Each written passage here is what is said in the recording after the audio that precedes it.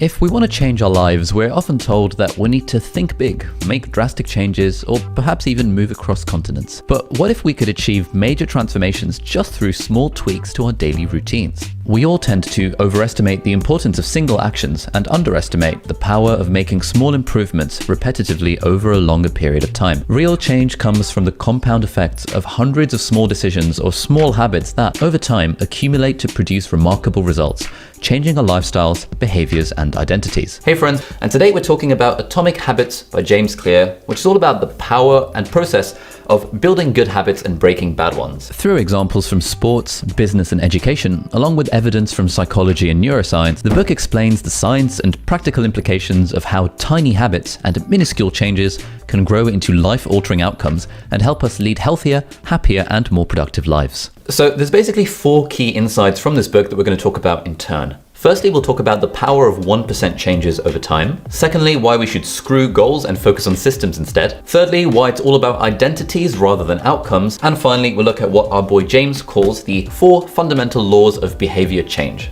So firstly, why does 1% matter? Well, it's all about the power of compounding. Compounding can be amazingly powerful, both positively and negatively, if we leave it to develop over a period of time.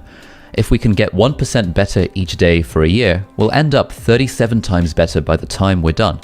But if we get 1% worse each day for 1 year, we'll go down nearly to 0. As James says in his book, habits are the compound interest of self-improvement.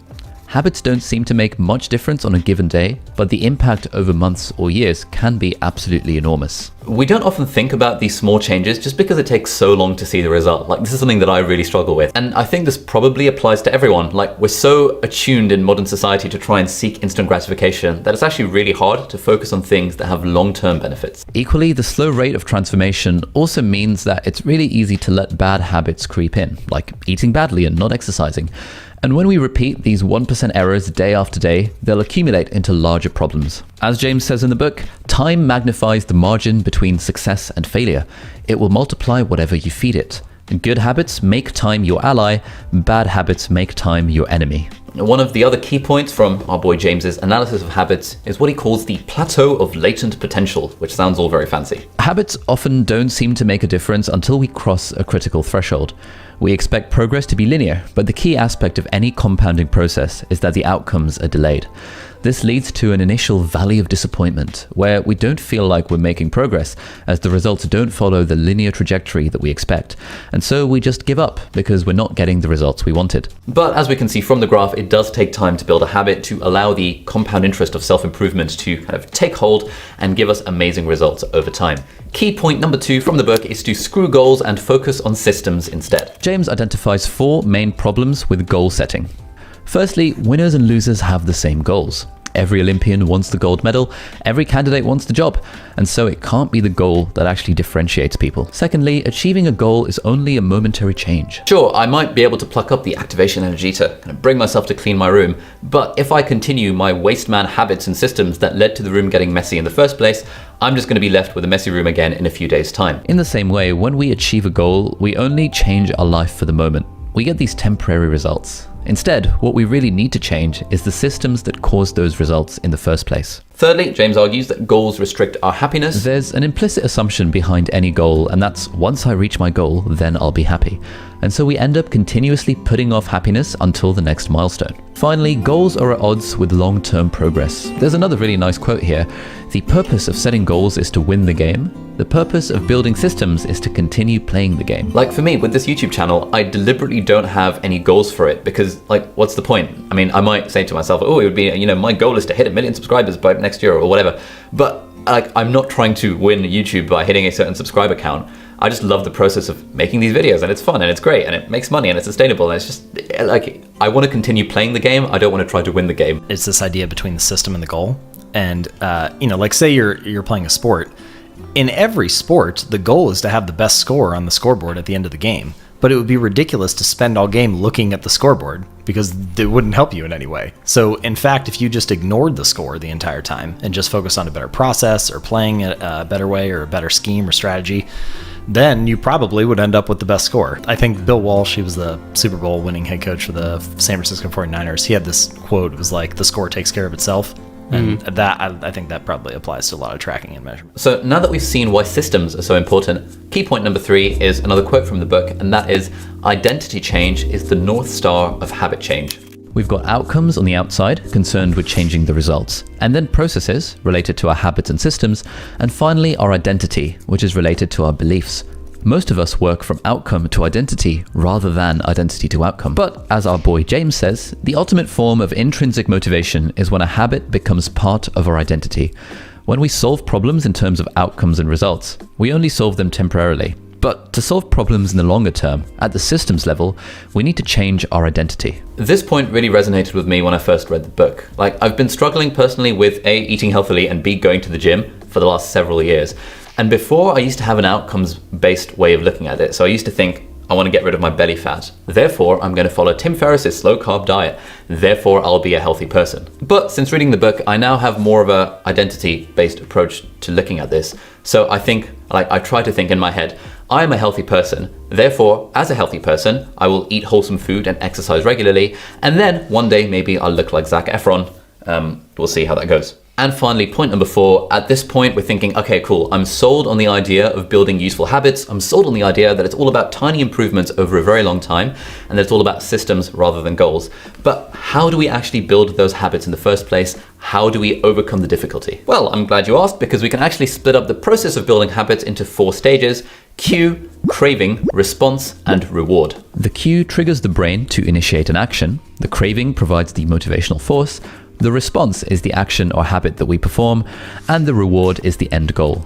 And it's these 4 things, cue, craving, response, and reward, which lead to what James Clear calls the 4 laws of behavior change. The first law is make it obvious, and it relates to designing our environment around our cues. I applied this to my life just the other day, actually. So for the last year plus, I've been taking a tablet called finasteride to combat my hair loss.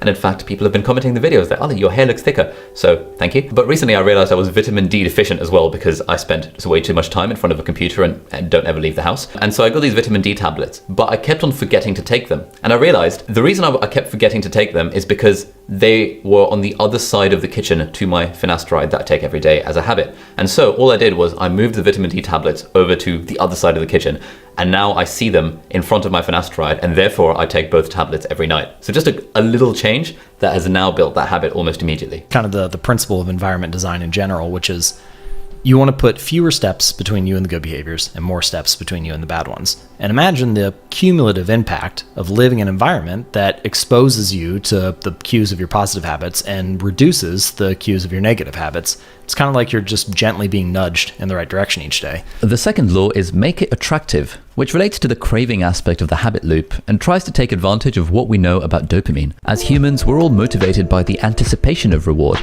so making habits attractive will help us stick to them. And in fact, one of the make it attractive things that I did for going to the gym is that I started listening to fantasy audiobooks on Audible. The third law is make it easy, and the main aim here is to reduce the friction and to prime our environment for the habits that we'd like to develop. There's a phrase that I like that I think I came up with, but I probably actually read it somewhere and then just forgot to cite the source. Anyway, the phrase is that friction is the most powerful force in the universe. I've seen this so many times in my own life, like anything I can do to reduce the friction, to make doing a good thing slightly easier, will pay dividends in the long run. Like having a piano right next to me, having a guitar next to my desk means that my default procrastination when I can't be bothered to do any work or film a video is that I will play the guitar or practice some stuff on the piano. Like reducing the friction makes it far more likely for me to do the thing. And the fourth law is make it immediately satisfying. Our brains have evolved to prioritize immediate rewards over delayed rewards, and the cardinal rule of behavior change is what is immediately rewarded is repeated, and what is immediately punished is avoided. We get short-term bursts of dopamine from going through the McDonald's drive-thru or scrolling aimlessly through Instagram, making us more likely to repeat these bad habits. To develop better habits, James says that we should try to attach some form of immediate gratification so that we can make the habit immediately satisfying. After reading the book, I realized that I needed to make this going to the gym thing more immediately satisfying. Sometimes if I'm going to the gym after work, I'll do my workout and then I will jump in the swimming pool, do like a length or two just for fun, and then go into the spa and just kind of read a book for like 20 minutes. And this sounds really privileged and spoiled. So by combining these laws and their opposites, we've got this diagram that comes from the book. We want to ensure that our good habits are positioned towards the left side of the spectrum to make them obvious, attractive, easy, and satisfying. And we want to work to make our bad habits more difficult by making the cues invisible, the action unattractive and hard, and the reward unsatisfying in an ideal world. We rarely stop to think about our own habits or plan for long-term change when we start a new regime like going to the gym. The great power of Atomic Habits is the emphasis that it places on systems rather than goals, identity rather than outcomes, and small habits rather than drastic change. There isn't a precise answer to how long it takes to build a habit, because habits are not a finish line to cross, but a lifestyle to live. The key part to remember is that small habits compound. Atomic habits may be individually small, but collectively and given time, they can hold remarkable power to bring remarkable change to our lives.